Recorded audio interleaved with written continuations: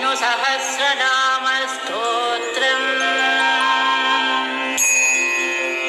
शुक्लाम्बरधरं विष्णुं शशिवर्णं चतुर्भुजं प्रसन्नवदनं ध्यायेत् सर्वविघ्नोपशान्तये। व्यासं वसिष्ठनप्तारं शक्तेः पौत्रमकल्मषम् पराशरात्मजं वन्दे सुखदातं तपोनिधिम्।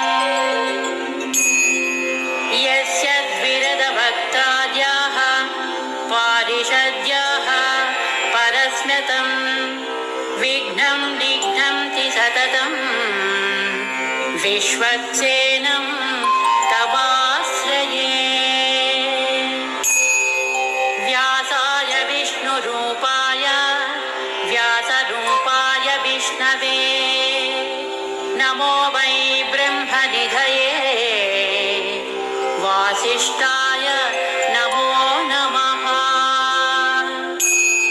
अविकाराय शुद्धाय नित्याय परमात्मने सदैकरूपरूपाय विष्णवे सर्वजिष्णवे।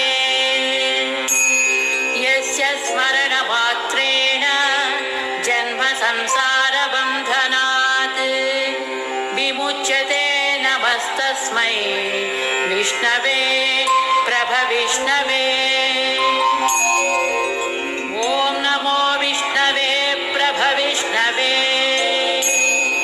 सच्चिदानन्दरूपाय कृष्णया क्लिष्टकारिणे नमो वेदान्तवेद्याय गुरवे बुद्धिसाक्षिणे।